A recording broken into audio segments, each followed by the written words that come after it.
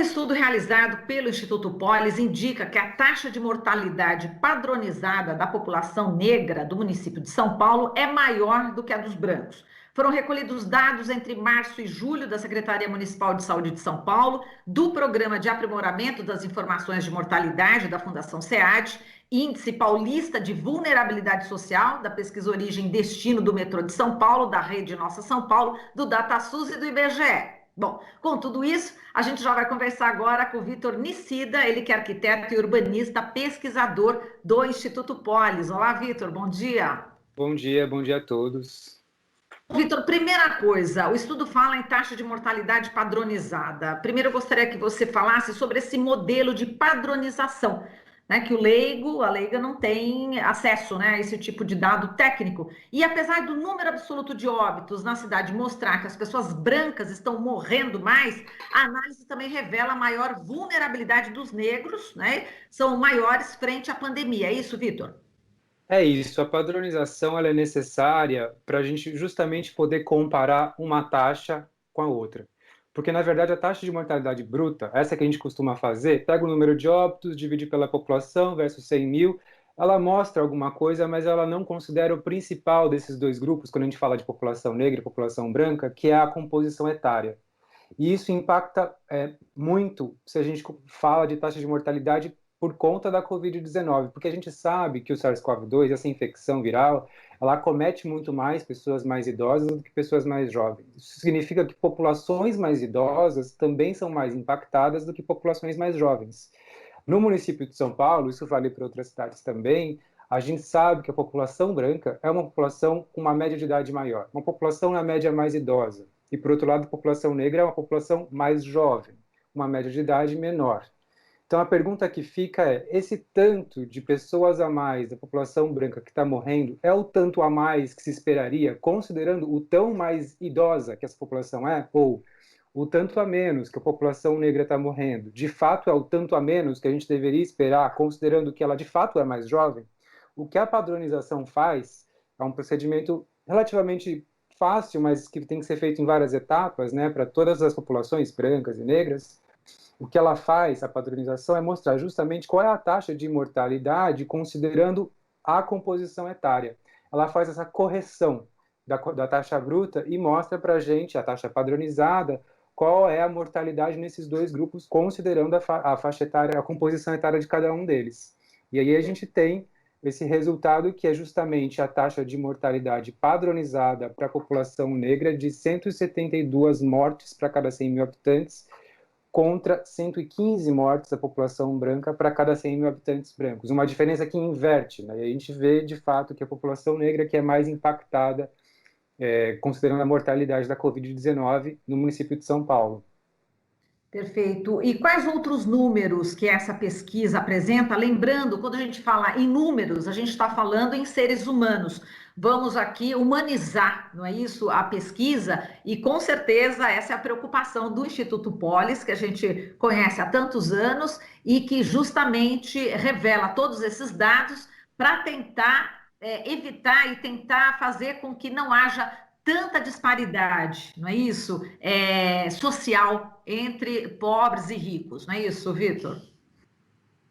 Quando a gente fala de óbitos, os números eles são muito duros, muito brutos. Mesmo se a gente padronizar, a gente sabe que eles não revelam de fato a realidade e não conseguem descrevê-la por inteiro. A taxa de mortalidade padronizada é um indicador e ela permite a gente fazer uma comparação, mas de fato elas não conseguem descrever por completo o que cada um desses lugares na cidade está passando diante da pandemia e quais são as necessidades que cada lugar, cada região, cada comunidade tem para poder enfrentar da melhor forma possível. O que a gente sabe é que as condições de vida, o acesso à saúde, as condições de mobilidade, as possibilidades de distanciamento social, de isolamento, são muito díspares. Existe uma inequidade, uma distância social muito grande entre esses grupos, e é isso que a taxa de mortalidade consegue revelar um pouco. Mesmo assim, a gente sabe que o número de vidas que estão se perdendo, que estão sendo perdidas, está muito acima do que a gente poderia aceitar, né? Não existe taxa de mortalidade acima ou abaixo que mude essa visão de que a gente está muito aquém do que poderia fazer para conter a pandemia e evitar tantas mortes. Exato. E, Vitor, esse método também já permite identificar, então, qual seria o número de óbitos esperados das populações aí analisadas, caso as condições de vida e pirâmide etária também fossem iguais à da cidade, é isso? Perfeito. Uma das coisas que a padronização permite é tirar esse cálculo, né? A gente chama de óbitos esperados, que também é um indicador muito duro, muito horrível de se dizer, né? A gente não espera que ninguém morra, mas estatisticamente a gente tira um número que representaria, como você disse, um patamar, uma quantidade esperada de mortes, considerando aquela pirâmide etária daquela população, e a gente vê que para a população negra, o número de óbitos esperados até 31 de julho era de 4.091 óbitos. Foram observados, registrados até essa mesma data, 5.321 óbitos, quer dizer, quase 30% a mais do que a gente observa na população negra. Então, é uma sobremortalidade. Morreu mais gente do que se esperaria, muito mais gente, 30% a mais. Que é um cenário diferente do que a gente viu para a população branca, que teria um número de 11.110 óbitos esperados e foram registrados 9.616, 13,4% a menos. Óbvio que ninguém aqui está dizendo que tem uma faixa, uma margem para continuar morrendo. Não é isso. Né? O que a gente está dizendo é que existe uma desigualdade, uma inequidade, isso está claro nos números, e a gente vê que isso impacta muito mais a população negra, que morreu 30% a mais do que um nível esperado diante do comportamento da pandemia na população. Né? Agora, Vitor, com a padronização, também vocês conseguiram identificar essa disparidade entre as taxas na comparação por gênero, né, entre negros também e brancos. Queria que falasse sobre essa questão do gênero também. Isso parece ser muito determinante para muitos estudos da epidemiologia que já apontavam isso. Né? Mulheres são menos impactadas pelo SARS-CoV-2, pela epidemia, do que homens. Tá? Isso é um dado que tem várias hipóteses que poderiam explicar isso, desde comportamento social até o fato de que se espera que mulheres tenham um cuidado com a saúde preventiva maior do que homens se expõem, enfim, uma série de comportamentos e questões também do corpo que poderiam explicar isso. O fato é que existe um impacto diferencial. Né? Homens morrem mais, têm uma mortalidade maior do que mulheres. Quando a gente cruza isso com raça e faz 4 grupos de homens negros, homens brancos, mulheres negras e mulheres brancas, a gente vê justamente nessa ordem que a taxa de mortalidade entre homens negros, quer dizer, junta a raça, cor, que é mais impactada, com o sexo, que é mais impactado. Então, homens negros têm uma taxa de mortalidade padronizada de 250 óbitos por 100 mil habitantes. É muito maior do que qualquer outra da média municipal, de qualquer outro grupo. Contra 85 óbitos a cada 100 mil habitantes no caso de mulheres brancas. É a maior distância que a gente observa. E não só isso, quando a gente coloca isso para mulheres negras e homens brancos, a gente vê que a distância entre esses dois grupos é muito menor. Quer dizer, a raça parece importar tanto no impacto da mortalidade que aproxima as mulheres negras mais de homens, de um grupo de homens, que seria no caso de homens brancos, a taxa de mortalidade de homens brancos, do que das mulheres brancas.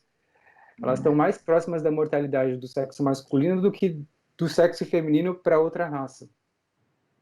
Perfeito. Agora, Vitor, a gente viu também nos gráficos que a curva aí ascendente é mais acentuada em homens negros, né? Parece que vai crescer mais ainda, é isso?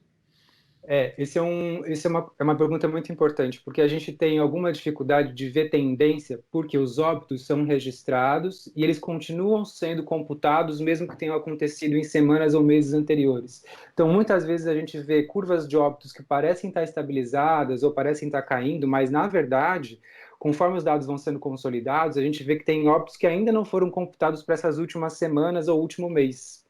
O que a gente vê é que não há ainda uma tendência de estabilidade ou de queda das taxas de mortalidade, dos óbitos, e o que mais salta aos olhos quando a gente faz essas curvas com as taxas padronizadas é a distância que só fez aumentar entre esse grupo de homens negros com qualquer outros grupos que a gente tenha feito a padronização. É a curva que mais cresceu desde março, quando tem dados de óbitos dessa epidemia.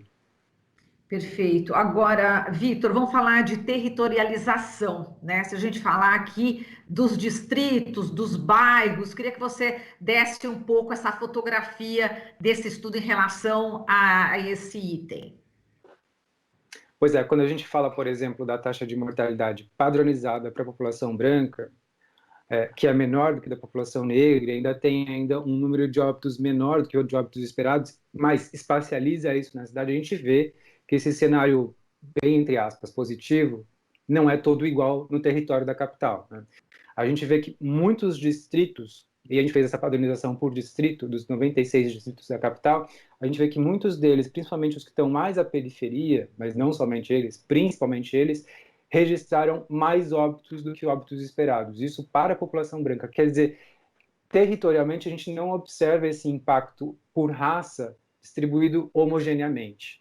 E parece importar muito a localização de fato, porque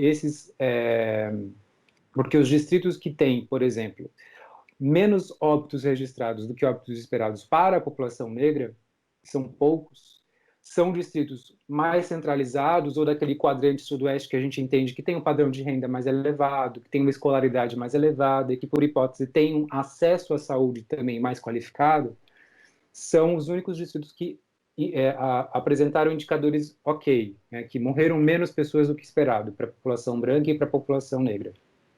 A gente vê que existe alguma relação com a existência ou não de uma alta ou altíssima vulnerabilidade social. A gente fez um cruzamento com os dados do IPVS, que é a Fundação SEAD sistematiza e considera vários indicadores para classificar o que é vulnerabilidade social, né? E isso explica, em parte, mas não somente, os óbitos a mais ou a menos que a gente observa por distrito. A gente entende que, porque é um fenômeno muito complexo, não vai ter um ou dois indicadores que vão dar conta de explicar todas essas diferenças, mas parece ser muito importante algumas coisas. Primeiro, o acesso à saúde, e a gente pode associar o acesso ao serviço de saúde como um resultado do padrão de renda, que também é um resultado ou está relacionado ao nível de escolaridade do paciente, da vítima, né? Outra coisa que a gente observou, isso é um exemplo interessante de se dizer, é que na Vila Andrade, pelo menos até o mês de maio, junho, Vila Andrade, para quem não conhece, na Zona Sul, é um distrito onde está Paraisópolis, né? Vila Andrade é um distrito que registrou menos mortes de pessoas negras do que o esperado. E o que a gente viu é que o que puxou isso para baixo foi justamente Paraisópolis. Quer dizer, um território em hipótese de vulnerabilidade, com áreas de pobreza e tal, na verdade é onde está morrendo menos gente.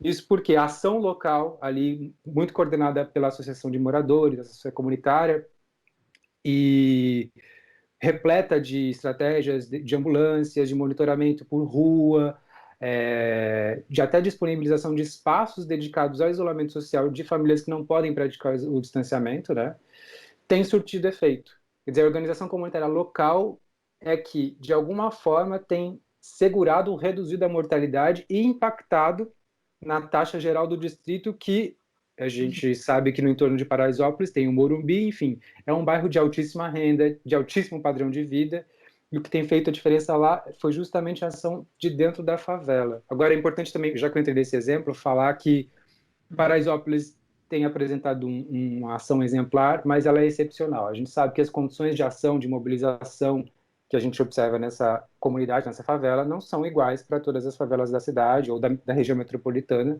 Não é justo esperar que esse mesmo nível de mobilização e organização se realize em outros lugares. A gente está falando de algo que foi feito porque o poder público não fez sua parte. E é isso que a gente tem que falar, que o poder público nas suas diversas esferas, municipal, estadual e também a União, não tem feito a sua parte para garantir condições de isolamento ou condições mais adequadas e seguras para aquelas pessoas que precisam sair de casa porque precisam trabalhar, né? Exato. Isso tem sido premente para a infecção. Desculpa. Desculpa eu.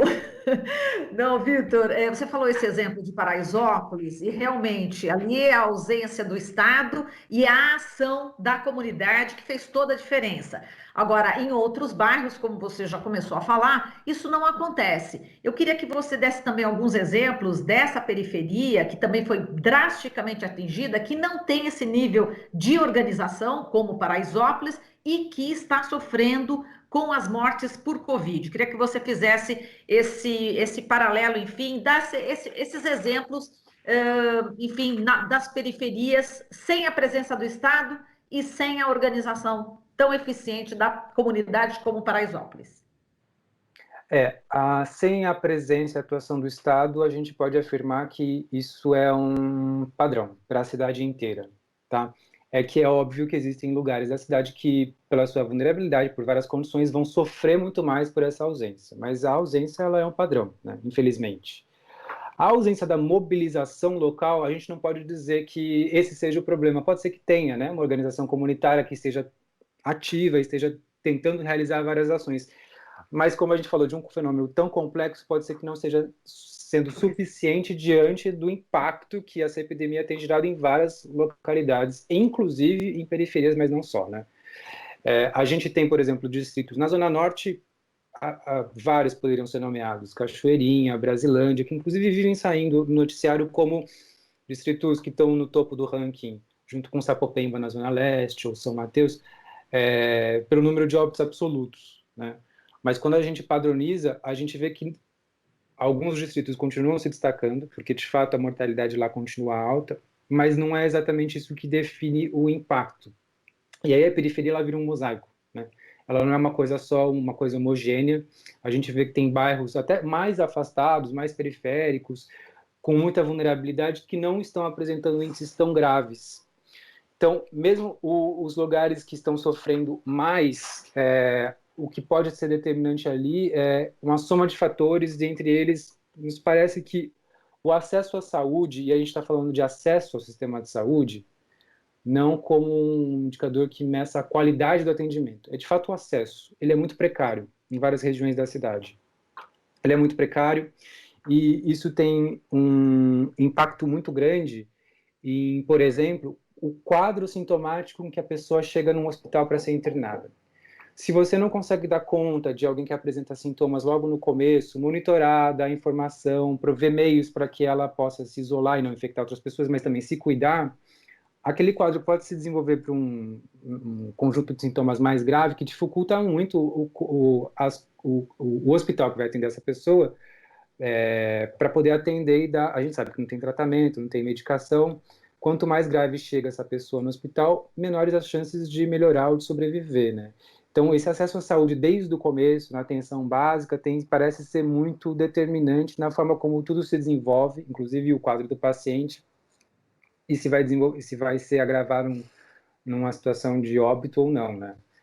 E isso parece ser uma das coisas mais determinantes que a gente observa nas regiões mais periféricas e menos atendidas pelo Estado. Perfeito. E, Vitor, para a gente fechar, vamos falar um pouquinho de defesa do direito à cidade, né? Que tanto o Instituto Polis batalha há tantos anos. E aí a gente coloca a questão do SUS, não é? O SUS Sim. é como um direito aí universal aqui no Brasil para todas as pessoas, atendimento médico, e o que já estava com dificuldades ficou muito pior agora na pandemia, é claro. Agora, é um instrumento importantíssimo, não é isso? De defesa da saúde dos brasileiros e das brasileiras. Eu queria que você falasse também a respeito da importância do SUS e a defesa do direito à cidade, que nem todos têm o mesmo direito. Vou começar pelo SUS, porque eu acho que no começo da pandemia, muita gente apostava no SUS como a nossa grande ferramenta para conseguir contornar o impacto da pandemia e da forma como ele tem sido desmontado, desvalorizado, da forma como a atenção básica nas UBS, nos agentes comunitários de saúde, como eles têm sido negligenciados, a forma como faltam investimentos para esse tipo de ação local, da atenção básica, a gente viu que, infelizmente, a gente não conseguiu contornar da forma como se esperava, porque priorizou-se essa política do vamos evitar o colapso do sistema, investir em UTI, investir em leitos de internação nos hospitais e acabou que ignoraram o que o SUS tinha de maior potencial, que era justamente a ação local, que tem uma capilaridade muito grande em áreas de maior vulnerabilidade, nas periferias. Tem a ação dos agentes comunitários que poderiam fazer a busca ativa, fazer esse monitoramento mais próximo da população. acabou que essas regiões têm um índice de infecção de contágio muito grande e é onde a gente observa um número de mortes muito grande, né? Essa negligência, essa desvalorização do sistema e dos servidores tem sido determinante porque a gente vem observando. Tanto é que a população mais impactada é justamente aquela que mais depende do Sistema Único de Saúde, né? Agora, a gente fala muito do sistema de saúde, do acesso ao serviço de saúde, mas a gente sabe que tem muitos outros fatores na própria cidade que também são determinantes para como essa pandemia tem se manifestado e atingindo mais algumas pessoas do que outras, né? O acesso à saúde é uma dessas coisas, mas a gente sabe que as condições de isolamento, ou a necessidade de sair de casa para trabalhar, tem sido um dos pontos centrais na forma como o contágio tem se dado, né? E a gente não está falando aqui que o transporte público é o grande vilão.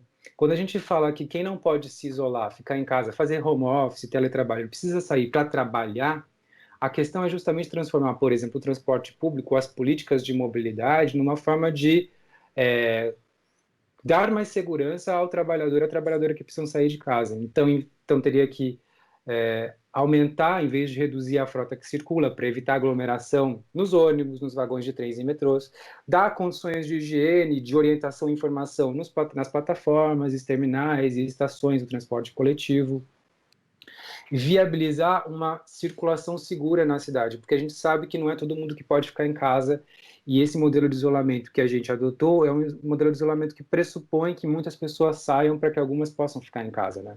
Então isso é muito importante, entender uma política de mobilidade que contorne esse padrão de contágio e exponha menos a população que precisa trabalhar à doença.